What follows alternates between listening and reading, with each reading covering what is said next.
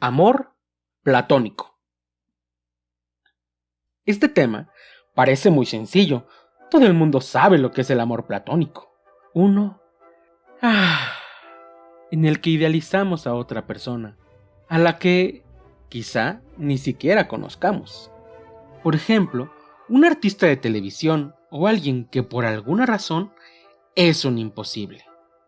Nuestro amor platónico se quedará entonces en la interioridad de nuestros pensamientos, ya que nuestra amada o amado jamás lo sabrá, y puede que ni siquiera nos conozca. Es un amor que se queda pegado en nuestras paredes, el póster de una actriz o actor de telenovela. No, para nada. Esto no es el amor platónico. Platón tenía otro concepto muy diferente de él, en algún sentido, inclusive opuesto. Pero veamos. Si hablamos de Platón, lo primero que tenemos que decir es que a lo largo de su vida cambió de forma de pensar, y de forma general podemos distinguir tres épocas diferenciadas a las que de forma simple llamaremos juventud, madurez y vejez. Diferencias en el estilo, así como su contenido, nos ayudan a ubicar sus diferentes diálogos en estas tres etapas. Y aunque no solamente el amor platónico es principalmente ubicado en la etapa de la madurez, en la que Platón da mucha más importancia a la descripción de los entornos en los que dialogan sus personajes, a la figura literaria, a la belleza poética de sus diálogos. Y bueno, aunque esta es una diferencia, no es la única ni la más importante. Por supuesto, las más importantes son las que se refieren a su contenido. Y es que en esta época, la madurez, Platón ya tiene una postura definida, mientras que el sello de la juventud es la docta ignorancia que aprendió de su maestro. Sócrates, el amor de juventud de Platón, aquí ha sido superado. Y aunque sigue siendo el personaje principal de sus diálogos, ya no expresa las opiniones que verdaderamente tenía Sócrates, sino las del propio Platón. Es decir, en esta época, Platón pone en boca de Sócrates una postura que era suya, platónica, no socrática. El Sócrates, verdaderamente Sócrates, ha quedado atrás, en Apología, en el Critón y otros diálogos. Y aunque aquí el personaje Sócrates efectivamente se reconoce ignorante, ello solo es cuestión de estilo, de que no traiciona a su personaje en un sentido literario. Pero ahora sí encontramos una postura definida. El amor platónico y otros temas tienen una definición específica que muy probablemente Sócrates no habría aceptado. Y ahora, entrando ya en materia del amor, hablaremos primeramente del diálogo El Fedro, en donde encontraremos a Sócrates platicando con un amigo suyo, quien, según cuenta, ha estado en casa de Licias y escuchado un discurso maravilloso sobre el amor. Claro, como Sócrates siempre está dispuesto a filosofar, le pide a Fedro que lea el discurso que seguramente tiene por ahí guardado. Y así es, en efecto, lo tiene guardado. Entonces, hagamos a Fedro la misma petición. ¿Puedes mostrarnos el discurso de Licias? Oye, Fedro, pero eso no se entiende. No sé griego. Oh, perdón. Bueno, así está mejor. Bueno, Fedro, no vamos a leer todo, pero enfoquémonos en esto. Pues son muchas las cosas que les conturban, creyendo como creen que todo va en contra suya. Por eso, buscan apartar a los que aman del trato con nosotros, porque temen que los ricos les superen con sus riquezas y con su cultura a los cultos. Es decir, el discurso es sobre los efectos negativos del amor, de los celos. El enamorado, celoso e inseguro de sí mismo, quisiera ser todo tu mundo, que te quedaras sin amigos para no sentir celos de nadie. Y bueno, dice Fedro, ¡guau! ¡Qué discurso! Nadie podría decir más ni mejor que lo que él ha dicho. Y Sócrates responde: discurso admirable, pero ¿nadie podría decir más ni mejor? Yo creo que sí. Hay muchos otros hombres que también saben sobre el tema, y también hay mujeres que han escrito y hablado sobre esto.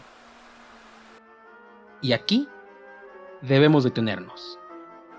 ¿Mujeres? ¿En Grecia? Esta serie de videos tiene por título Locura y Realidad. Otra serie, en proyecto todavía, se llamará muy probablemente Las mujeres y el feminismo. Y en uno o dos de sus capítulos me enfocaré en el papel que tuvieron las mujeres en la filosofía griega. Por ahora, basta decir que las mujeres en Grecia no tenían reconocimiento. Platón es un caso ejemplar, no el único, que considera que las mujeres pueden ser filósofas. Y aquí tenemos un ejemplo. Entonces, según Platón, hay mujeres que han hablado sobre ese tema. Y ahora, regresemos a nuestro video.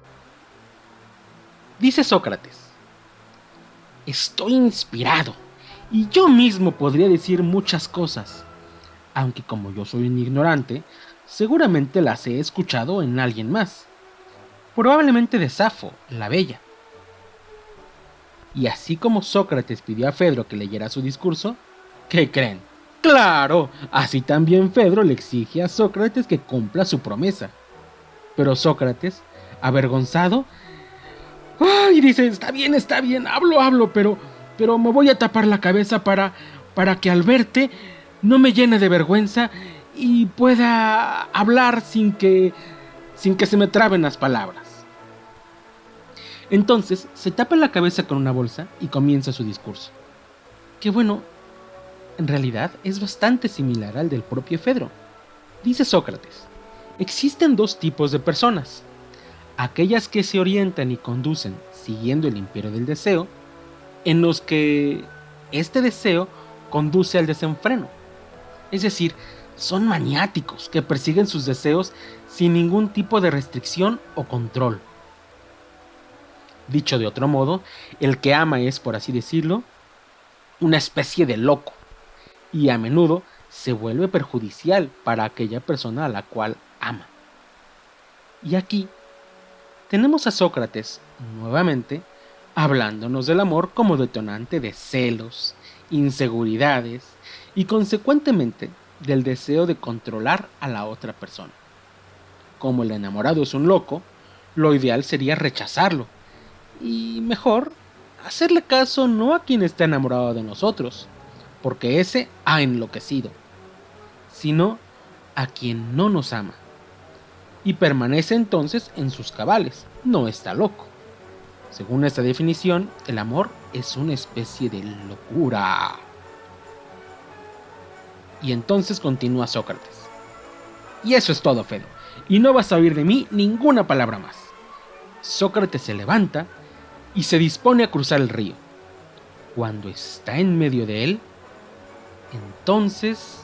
entonces pongamos pausa a este diálogo. Hablemos del otro diálogo que también habla sobre el amor: el banquete. ¿Banquete? Ya me dio hambre. Bueno, claro, pero el banquete, en el contexto griego, en realidad más que comida, era una especie de festividad, en la que había vino y alguna otra mujer que amenizaba la reunión con música. Y en el caso de la obra de Platón, claro, también había reflexión filosófica. Por otro lado, el diálogo comienza muchos años después de que ocurrió el banquete. Son dos amigos. Apolodoro es quien le cuenta a Glaucón sobre esta reunión que pasó hace mucho tiempo.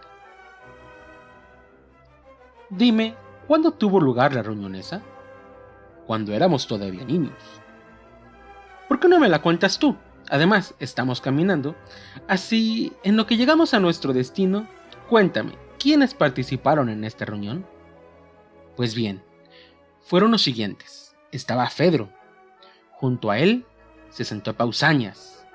Al lado suyo, el cómico Aristófanes. después el médico Erixímaco, seguido por el anfitrión Agatón y por último Sócrates. Y dice Erixímaco: ¿vamos a filosofar? Entonces que se vaya la flautista. Y así, deciden que cada uno dirá un discurso en honor del amor. Y el primero de ellos es el de Fedro, quien dice: el amor es un motor. Nos esforzamos más en presencia del amado. Imaginemos, por ejemplo, que estamos sentados, aunque mal sentados. Además nos duele la nariz, porque tenemos un moco de esos duros hasta adentro. ¡Ay, cómo duele este moco! ¡Horrible! ¡Auch!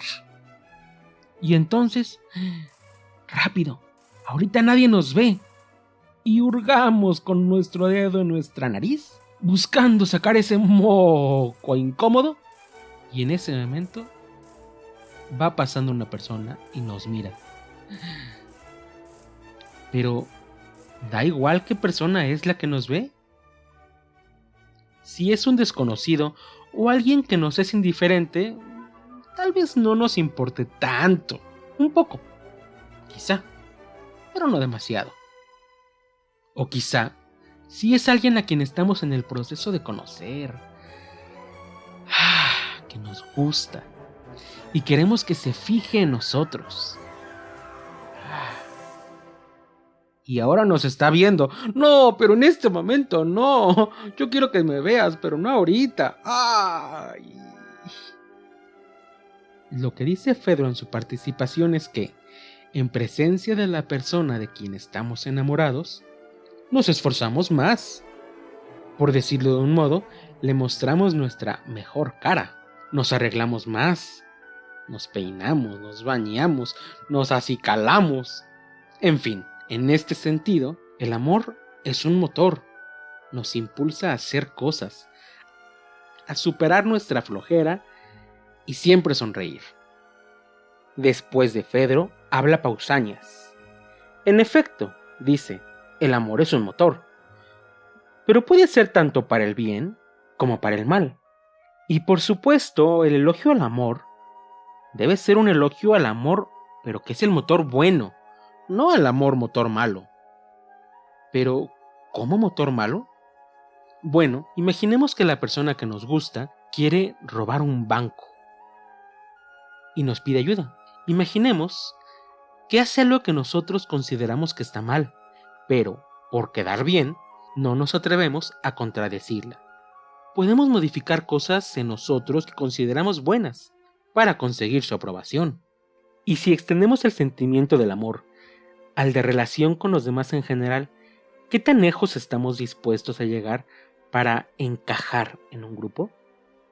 ¿Hasta el punto de traicionarnos a nosotros mismos? En fin, dice Pausanias que es motor de bien o motor de mal, porque no es uno, sino que son dos dioses que tienen el mismo nombre.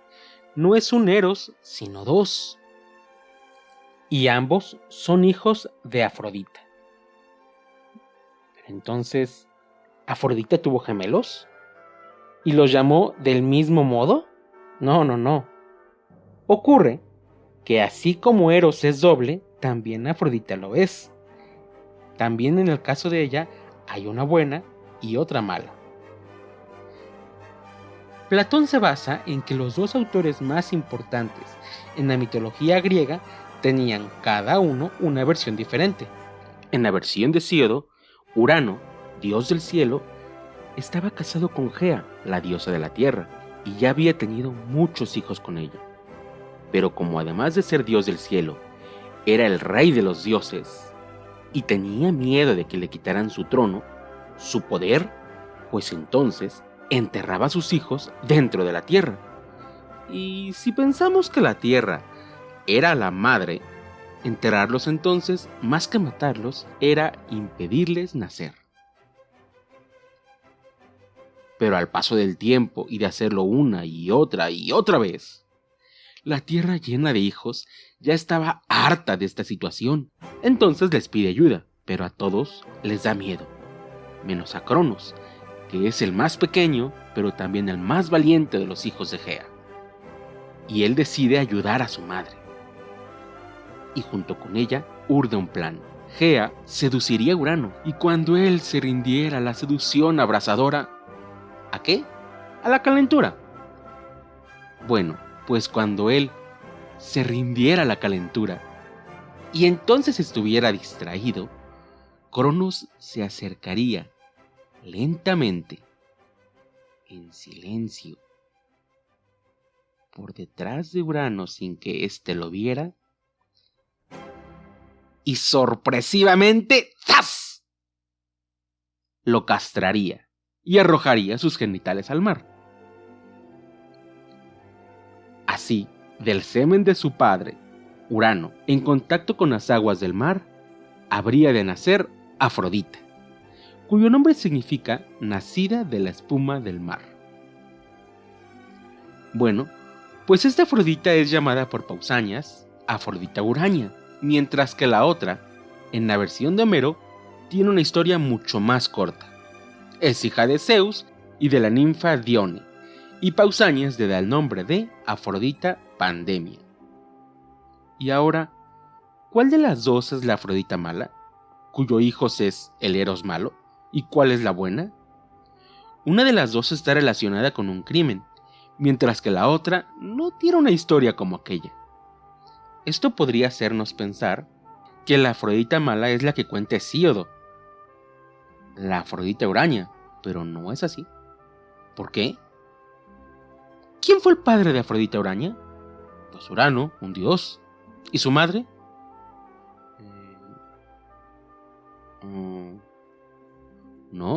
No tuvo madre, pues nació del contacto del semen de Urano con las aguas del mar.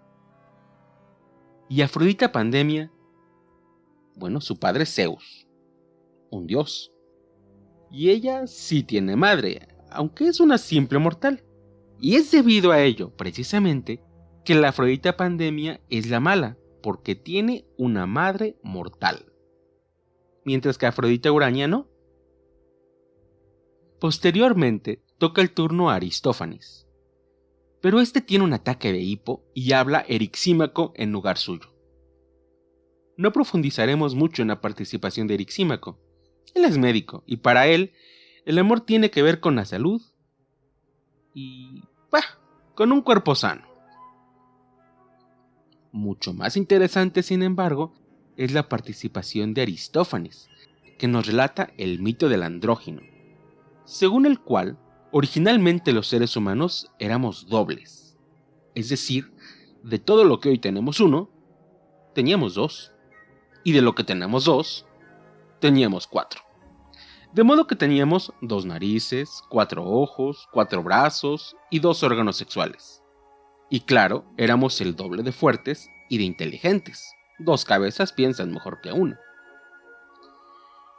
Por esta razón, éramos soberbios y pretendimos, o bueno, no nosotros, aquellos primeros seres a los que más que humanos deberíamos llamar por su nombre, andróginos. Pero entonces, ¿qué podían hacer los dioses? Debían castigarlos, claro. ¿Pero matarlos? Ellos pensaron que de hacerlo, entonces, ¿quién les daría sacrificios de los que estaban tan necesitados? Optaron por otro castigo, dividirlos. Y a partir de entonces, las personas están en búsqueda de esa otra mitad. Un detalle que no deja de tener su interés es que este mito explica las diferentes orientaciones sexuales. Pues los andróginos, que tenían 2 órganos sexuales, algunos tenían 2 masculinos, otros 2 femeninos, y otros más, 1 de cada uno. De modo que la separación de los diferentes andróginos explican la existencia de los homosexuales, tanto hombres como mujeres, como los heterosexuales. Y también, como un detalle curioso adicional, explica la existencia del ombligo. Los dioses recortaron a los seres humanos y quedaron incompletos. Entonces, hicieron un pequeño nudo para que no se deshicieran, para que no se desarmaran. Y ese pequeño nudo es, claro, el ombligo. Y ahora, al margen de algunos detalles que son cómicos, como este, y otros más. Y a propósito del personaje que relata el mito, el cómico Aristófanes, ¿qué importancia tiene? Detrás de este mito podemos encontrar una de las definiciones del hombre que da Platón. El hombre es el símbolo del hombre. Pero eso, ¿qué significado tiene? El hombre es parte de una sociedad. Individual está incompleto. Se complementa con el otro. Y claro, esto excede mucho una definición simple del amor y aborda incluso la social. Somos seres necesitados del contacto humano. Después de Aristófanes, llega la intervención de Agatón, el anfitrión que, siguiendo el modelo de las anteriores participaciones, hace un elogio del amor. Y así, habla de la belleza del amor y de su valentía, pues inspirados en él a menudo somos más valientes y superamos adversidades. Y así, llega por último la participación de Sócrates, que como podemos imaginar es muy diferente de las anteriores. Y él, primero, manifiesta una actitud de duda.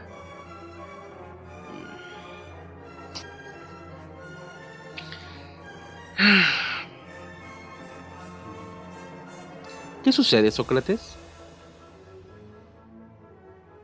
Lo que sigue es un argumento lógico, en el que con preguntas cortas y respuestas cortas, obtendremos una definición del amor. Un hermano es hermano en solitario o hermano de alguien. ¿A qué te refieres, Sócrates? Sí. ¿Qué es lo que convierte a una persona en un hermano? ¿El tener una relación de parentesco con otra persona de la cual se diga hermano? Es decir, si no se relacionara con nadie, si no tuviera ningún pariente, ¿podría ser hermano? El hermano es, según Sócrates, forzosamente hermano de alguien. Por eso es hermano. Y esto es lo que responde Agatón. ¿Y el amor? Sócrates opina que con el amor es igual. El amor es una relación con aquello que se ama, de modo que le pregunta a Agatón, ¿y el amor? ¿Es amor en solitario o amor de algo? Y Agatón responde, amor de algo. Y ahora comienza el conflicto, dice Sócrates. ¿El que ama desea aquello que ama? Por supuesto, Agatón responde que sí. Y entonces dice Sócrates, ¿y el que desea algo, tiene aquello que desea o no lo tiene? Agatón responde que no lo tiene. Y Sócrates profundiza, claramente si lo tuviera, ya no lo desearía, precisamente porque ya lo tiene. En breve, se desea lo que no se tiene. Entonces pregunta Sócrates si el amor desea la belleza o la fealdad. La belleza, contesta Agatón. Pero si nos damos cuenta, con esto hemos llegado a una conclusión muy diferente de la de los elogios anteriores. Si el amor desea la belleza, entonces no la tiene, pues se desea lo que no se tiene, según lo que dijeron durante su conversación. Y entonces Sócrates interrumpe la participación para relatar lo que a su vez le contó a él una mujer a quien considera como la más sabia en este y otros muchos temas. Continuando con la sorpresa que ya nos había ocasionado, con la concepción que Platón tenía sobre las mujeres, pues mientras en general eran ignoradas completamente, Platón considera que ellas también tienen cosas valiosas que aportar, y por lo pronto, es Diótima de Mantinea la más sabia en temas del amor, según el personaje Sócrates. Cabe, no obstante, la duda de la existencia de Diótima, mujer o personaje. Y es precisamente esta cita de Diótima la que va a representar la explicación final sobre el amor. Ella nos dice, es cierto que el amor no es bello, pero ¿eso implica que es feo? Y de igual modo, tampoco es sabio. ¿Eso implica que es ignorante? El amor Contrariamente al elogio de todos los que le antecedieron, según Diótima no es un dios. Y si no es un dios, ¿significa ello que es mortal? El amor, según Diótima, está a la mitad de todo, no es ni bello ni feo, busca la belleza. Tampoco es sabio ni ignorante, sino un amante de la sabiduría, es decir, un filósofo. Y si no es ni dios ni mortal, ¿qué es entonces? Eros es un demonio. ¿Un demonio? Sí, aunque para Sócrates, que es un personaje de Platón, los demonios no eran aquellos seres de color rojo con cuernos y cola, sino entidades divinas que le aconsejaban. Es un poco más parecido a Pepe Grillo. ¿Cómo? ¿A ese grillo que le aconsejaba a Pinocho sobre lo que está bien y lo que no? ¿Sobre lo que debe hacer? ¿Sí? ¿A él? Oh. Los demonios eran una especie de angelito que nos aconseja. Busca la procreación de la belleza, tanto según el cuerpo como según el alma, y en esta última de la inmortalidad. Y a ver entonces, ¿no correspondido? El amor platónico busca la inmortalidad del alma, se interesa en el propio crecimiento y en el del amado, aunque ciertamente es principalmente un ideal. Y es que en lo que se enfoca, aun cuando no olvide el cuerpo, importante, es principalmente en el alma. Y aquí lo entendemos como filósofo, no es ni sabio ni ignorante, sino que busca la sabiduría. Hablemos ahora de sus padres. Todos los otros participantes dijeron que era hijo de Afrodita, quien es diosa de la belleza y del deseo sexual. Pero esta no es la versión de Sócrates Diótima. Según ella, o él, que es su portavoz, Eros fue concebido durante un banquete, dado con ocasión del nacimiento de Afrodita. Aquí fue donde se conocieron sus padres, Poros y Penía. Poros representa la abundancia, y por el contrario, Penía es símbolo de la carencia. Y claro, nosotros podemos, sin mucha dificultad, interpretarlo como una ecuación. El amor surge cuando se siente simultáneamente la necesidad de algo, es decir, carencia, y también cuando se tiene algo que compartir, abundancia. De modo que tenemos el amor platónico definido por Diótima como un binomio de carencia y abundancia, en donde se busca la inmortalidad del alma a través del conocimiento o bien la filosofía. Y tenemos también la definición del amor según este otro diálogo, el Fedro, y es la que ahora veremos. Cuando aquí hemos puesto pausa, habíamos llegado a la conclusión de que el amor es una especie de locura que se manifiesta, por ejemplo, con los celos y el deseo de poseer y controlar a la otra persona, razón por la cual estos discursos más que halagos representaban una mala opinión respecto del amor. Pero entonces Sócrates, iluminado por un demonio, y ya sabemos lo que es un demonio, dice, pero la locura es mala. ¿Y qué hay de las pitonisas? ¿Qué hay con ellas? Las pitonisas están locas cuando presentan sus oráculos. De hecho, su actividad, la adivinación, mancia en griego, es un modo de locura, y debido a ello es la similitud de las palabras mancia, adivinación, y mantía, locura. ¿Y los poetas no están ellos locos también? Tenemos que considerar que la inspiración artística era considerada como la comunicación con la divinidad. Los poetas estaban fuera de sí, como poseídos, locos. Y la filosofía es igualmente otra especie de locura. El amor es locura, pero eso no es un criterio de reprobación, aunque claro, debemos pensar en qué tipo de locura.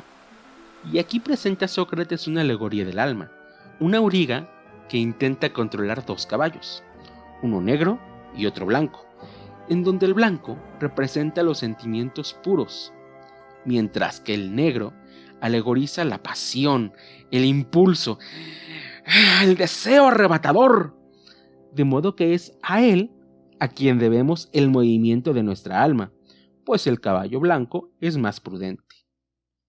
Y la palabra griega para hablar del alma es ánima, de donde viene animal.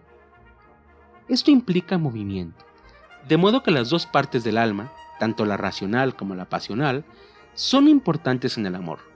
Sin la una, no hay dirección.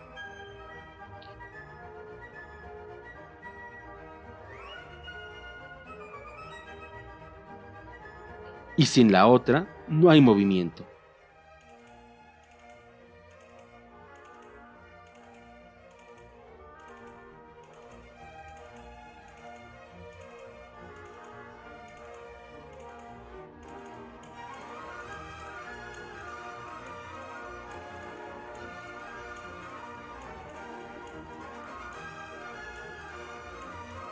Al final, si recuerdan lo que hemos dicho previamente, el amor busca la inmortalidad, lo que significa convertir al alma humana en divina, regresarle a unas alas que había perdido en el transcurso de su existencia. En otro momento hablaremos sobre el alma según Platón, y será el momento de profundizar lo que aquí se queda en el tintero.